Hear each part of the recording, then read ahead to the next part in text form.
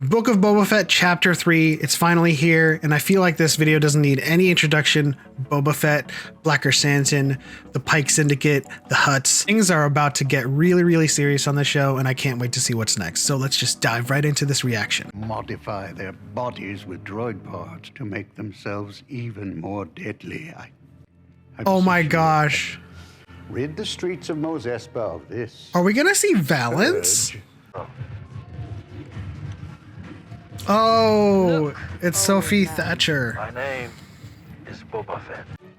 I have a strong feeling that we might see Valance if we're seeing so many like And cut your prices. Rest of you cybernetically guys, modified follow me. people. Never fails. The streets of Mos Espa. Now this is a question I've had since episode 1. Does he continually need to go in there to sustain himself? Is injuries from the Sarlacc pit that severe?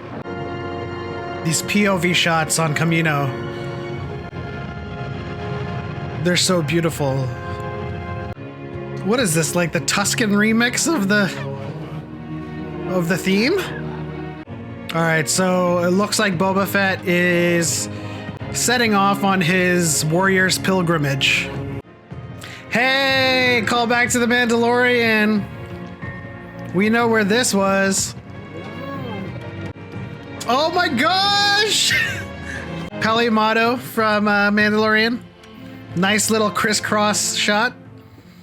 All right, looks like Boba Fett's continuing his tiff with the Pyke Syndicate.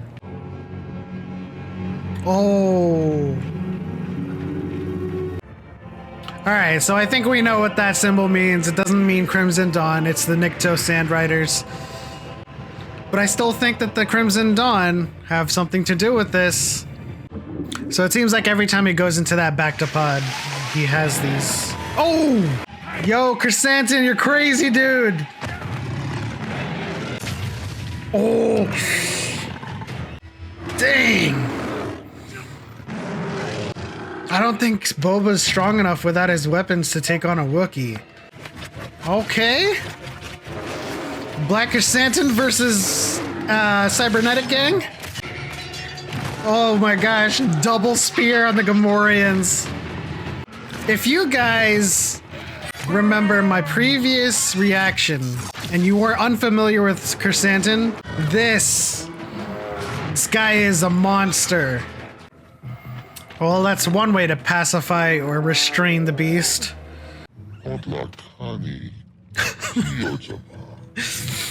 We sent someone to kill you. We're sorry. Tell me that's Moochie. Patissa is dead. That's gotta be Moochie. This has to be Crimson Dawn. Well, thus marks Black Chrysanthemum joining Boba Fett's League of Extraordinary Bounty Hunters. Man, Boba Fett's got his own Rancor now. I think he likes this. Boba Fett riding a Rancor? Let's go! They're even humanizing Rancors. I love this show. And he's just growing his own forces, showing up in numbers.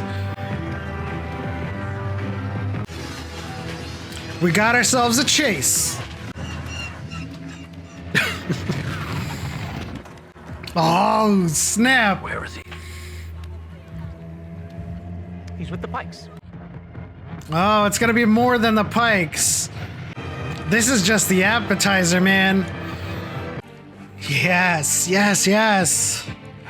So, another great episode of Book of Boba Fett. The story is accelerating now. We are getting more in the present time and less in the flashback time. Biggest takeaways from this episode is there are bigger players in this scene that they haven't revealed yet. The fight between Black Chrysanthemum and the entirety of Boba Fett's entourage just kind of shows you what I'm talking about when I say Black Chrysanthemum is a beast and he is a monster. I am so glad that they were able to translate his ferocity and aggression from panel to screen. And I have a feeling that Black Chrysanthemum is going to join Boba Fett's entourage, and we're going to get more and more. They're going to pepper in bounty hunters like Valance, Dirge, Bosk.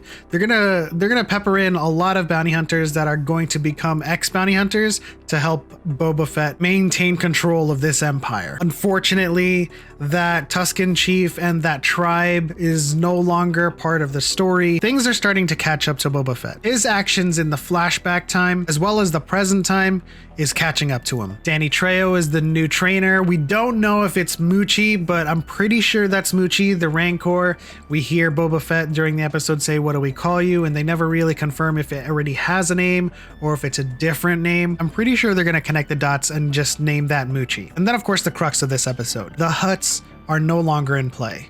There is a larger player at work, and I don't believe for 1 second it's just the Pyke Syndicate. There's no way that just the Pyke Syndicate is enough to make the Hutts go back to Hutta. I do believe that the mayor and the Pikes are all working for Crimson Dawn. They are the only players in this galaxy at this very moment that is large enough to make the Hutt cartel and the Hutts go back to their homeworld and stop fighting for this planet. This is just the start, and I'm so glad that we got some major action set pieces in this episode. And even though Boba Fett retained his respectful demeanor, he started showing his merciless side. He started showing his side that does not take shit from anyone. This is what I thought this show was going to be. It was going to be Boba Fett adjusting to his new environment, and something would happen that would cause him to regress, not in a bad way, but regress in a good way, where he mixes his respectful disposition with his more aggressive and merciless side. But I thought that was a great episode. I thought that they accelerated things quite nicely for the current timeline, and the hole just keeps getting deeper and deeper with Boba Fett and the rest of the syndicates that are involved in this story. There is a larger syndicate at work. If you watch my video on how Kira can show up in the book of Boba Fett, you'll know based on the comics, War of the Bounty Hunters, Crimson Reign, they're setting her up for her return, the return of Crimson Dawn. But that'll do it for this week's reaction. If you have any comments or thoughts and reactions yourself, leave them in the comment section below. If you enjoyed my reaction, please leave a like, subscribe if you're new, turn on notifications, and as always, a huge thank you to my Squadron 7 channel members, without which I could not create content.